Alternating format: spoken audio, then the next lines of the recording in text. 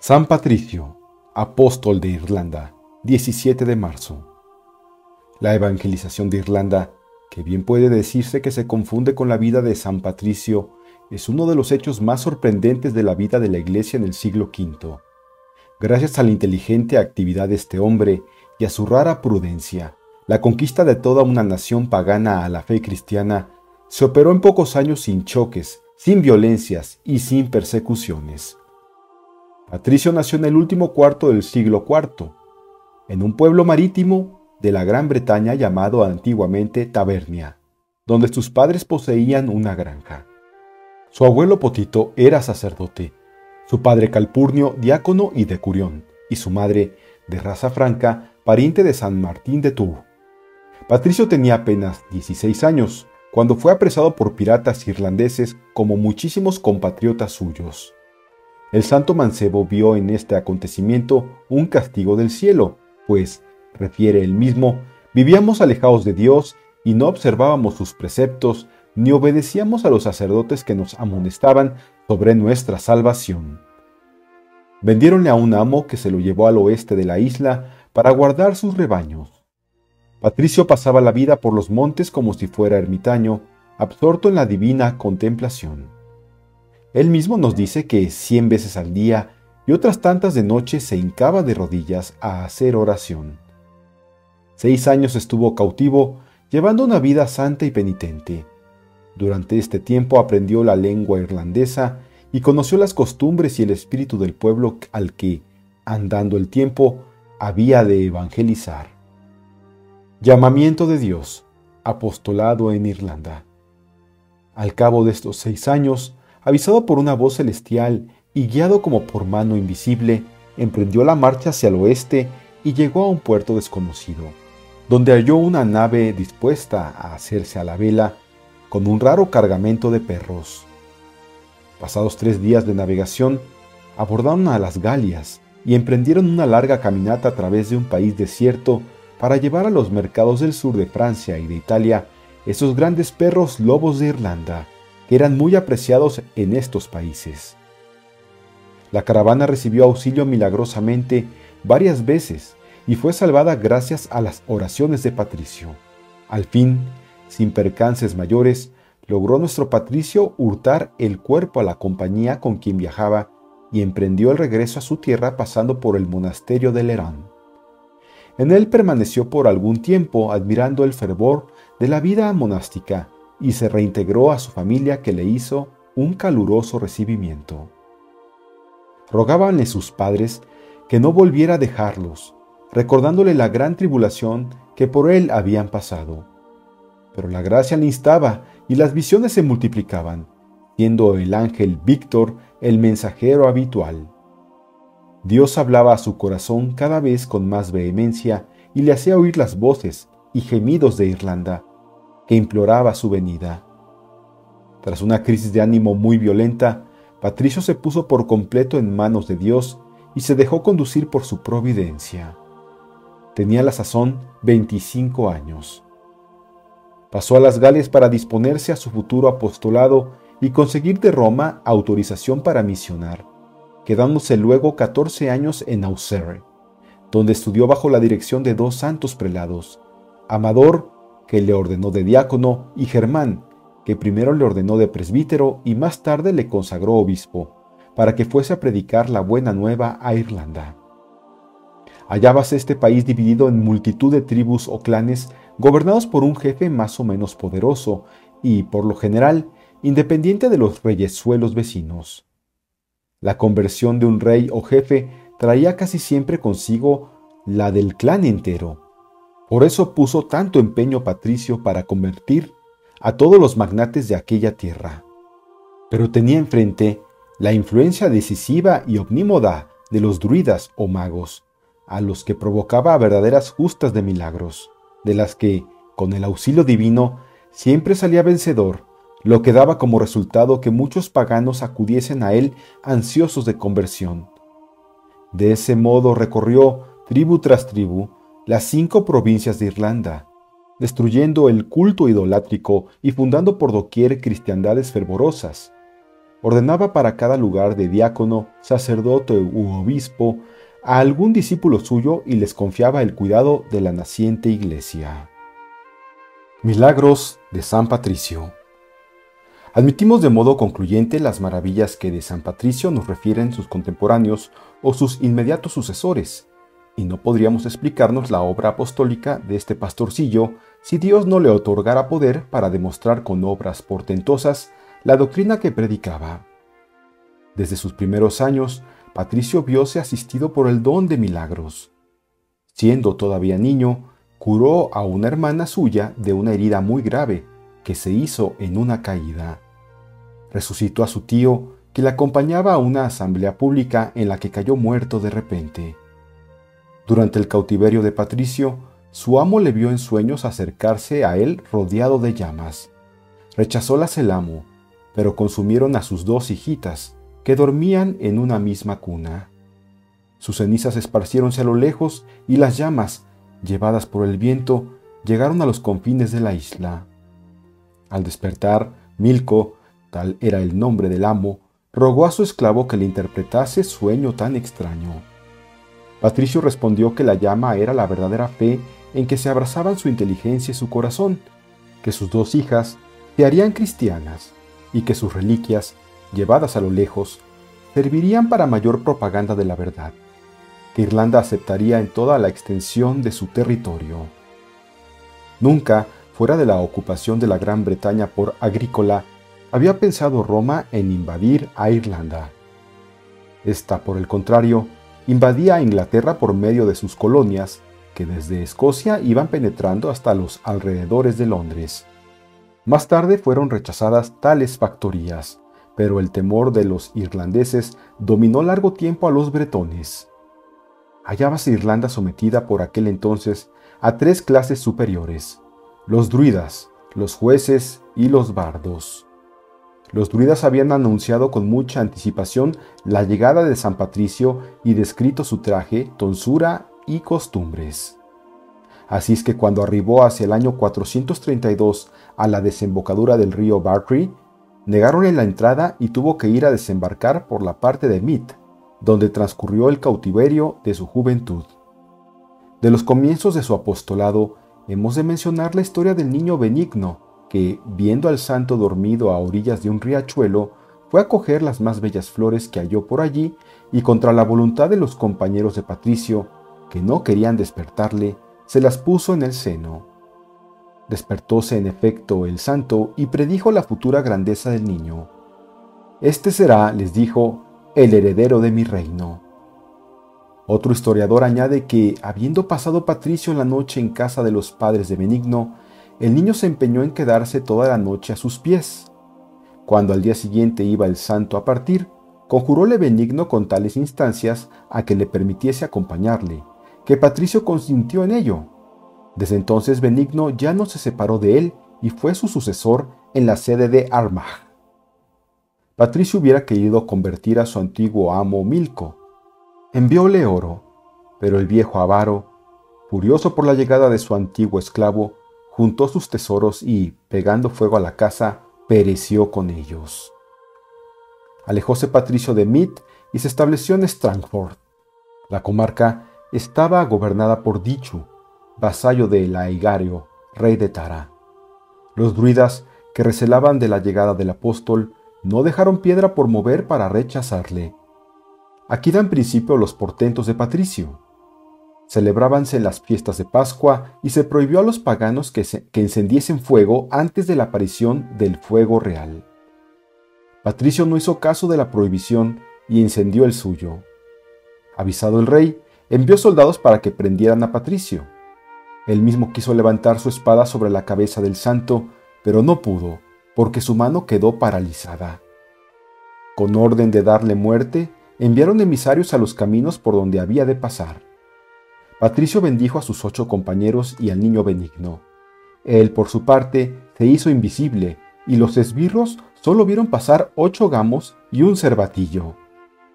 Al día siguiente, el rey daba un festín, y aunque las puertas de la sala se hallaban cerradas, Patricio se presentó en medio. Ofreciéronle una copa emponzoñada. Patricio hizo la señal de la cruz, volcó la copa y solo se vertió el veneno.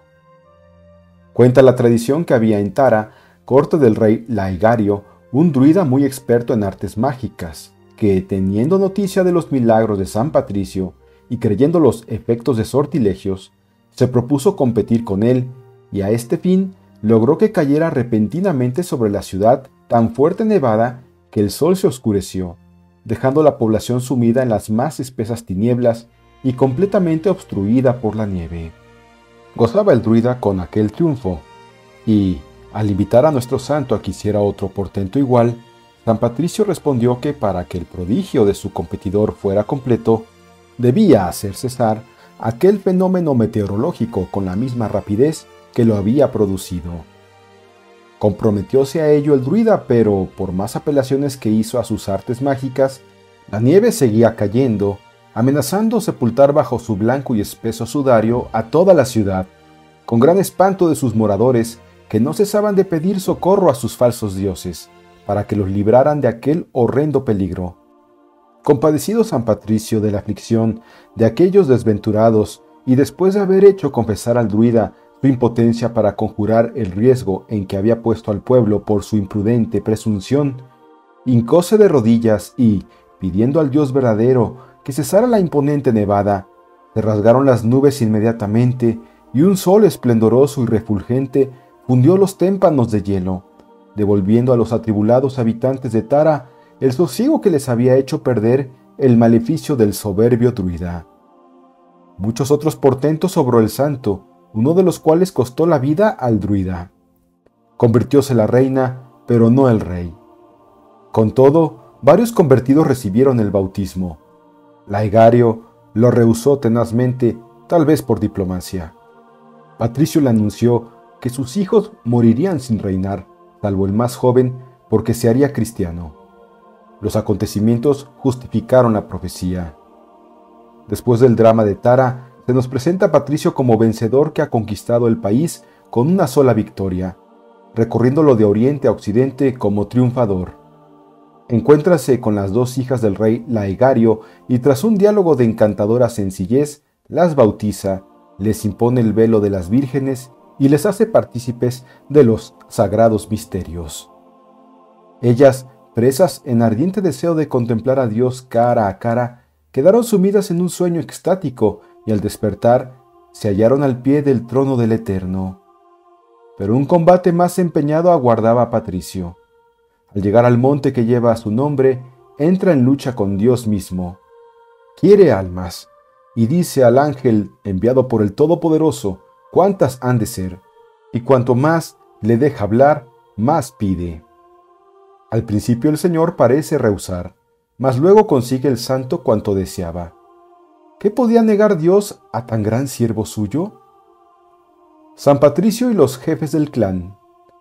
Imposible sería seguir al apóstol en sus peregrinaciones que nada tenían de regular. Había pedido a un rey, por nombre Dairo, licencia para edificar una iglesia en una colina. El rey se la denegó y a los pocos días cayó enfermo. Patricio tomó agua, la bendijo y se la envió a Dairo, que curó al punto. Contentísimo el rey de verse bueno, tomó un caldero de cobre y se los envió al santo, el cual respondió solamente, «Deo gracias». Esta manera de dar las gracias no agradó a Dairo y mandó otra vez por el caldero.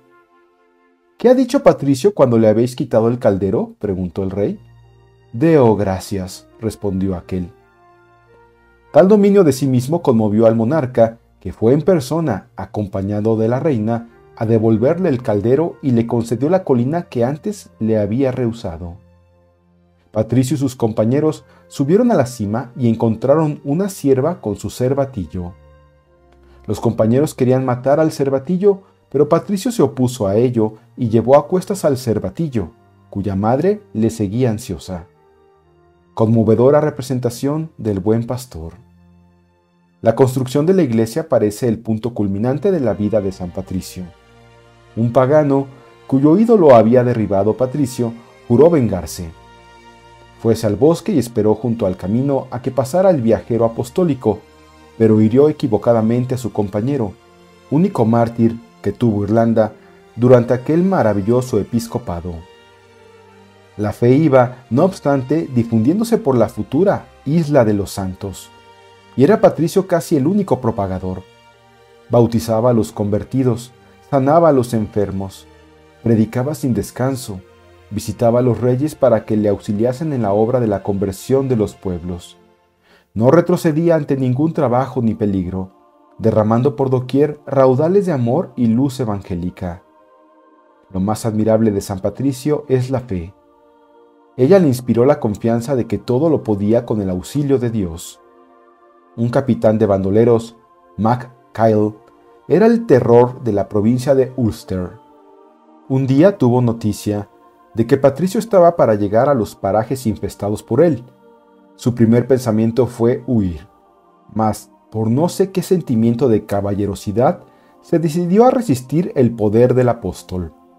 Al efecto, ordenó a uno de la banda que se metiese en un ataúd y que sus compañeros le llevasen a Patricio para implorar un milagro inútil y cubrir de confusión al santo.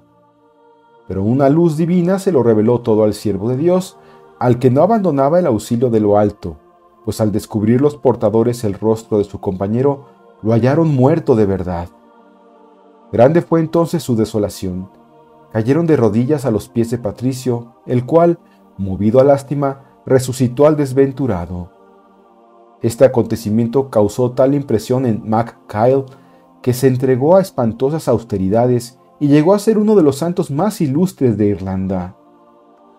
Caridad y mortificaciones. La caridad de Patricio no tenía límites.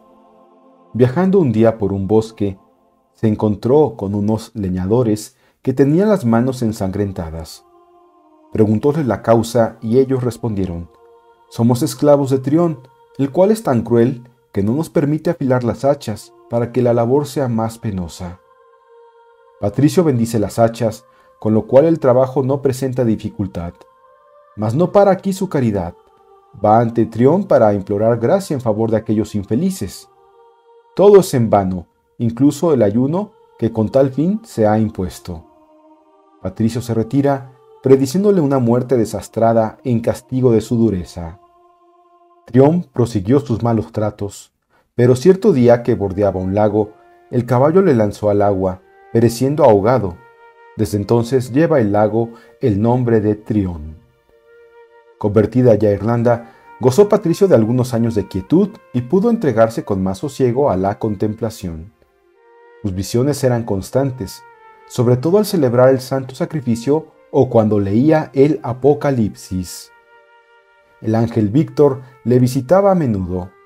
En la primera parte de la noche rezaba 100 salmos, haciendo al mismo tiempo 200 genuflexiones. En la segunda parte de ella se metía en agua helada, con los ojos y las manos levantados al cielo hasta terminar los 50 salmos restantes. Por último, daba al sueño un tiempo muy corto, tendido sobre una roca cuya cabecera era una dura piedra.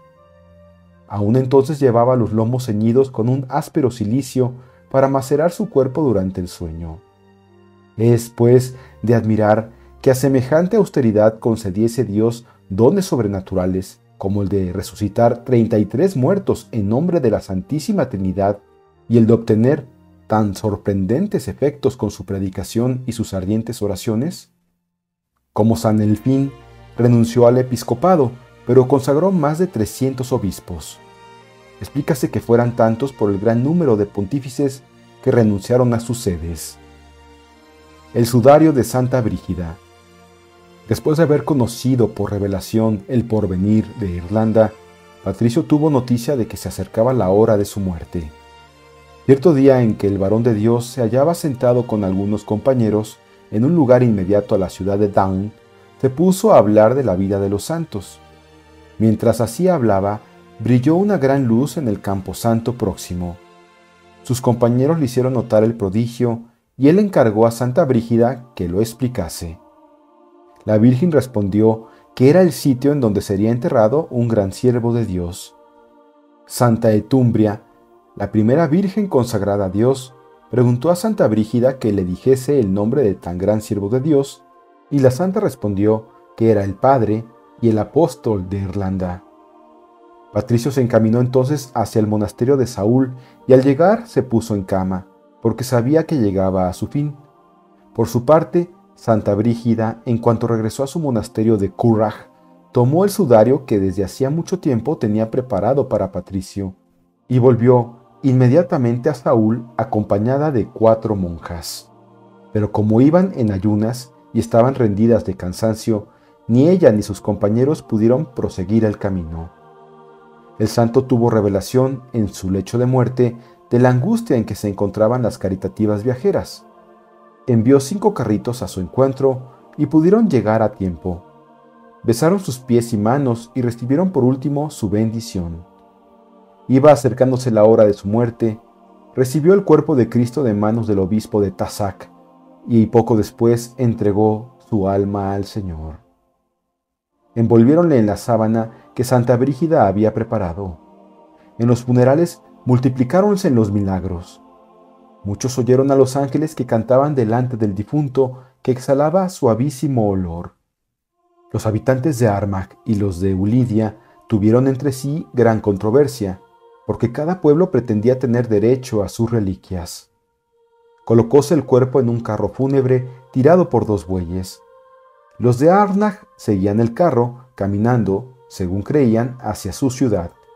Pero al llegar al término vieron que habían sido víctimas de una ilusión, pues habían seguido a un fantasma, en tanto que los ulidianos, dueños del precioso depósito, lo llevaron a su pueblo y lo enterraron, como estaba predicho, entre los hijos de Dichu, en Downpatrick. Los irlandeses han profesado a San Patricio un culto extraordinario, y lo han honrado y bendecido en todas las edades como jamás lo fue apóstol nacional alguno. La ciudad de Murcia se honra con la protección de San Patricio, a quien tomó como abogado, igualmente que la ciudad de Lorca, porque en 1452, por su intercesión, fueron libradas ambas ciudades de caer de nuevo en poder de los moros en la batalla de los Alporchones, que se dio de la mencionada fecha, y en la que los maometanos fueron derrotados y sufrieron incalculables pérdidas. La fiesta de San Patricio, señalada para el 17 de marzo por Urbano VIII, fue mandada a celebrar con rito de doble por Pío IX el 12 de mayo de 1859.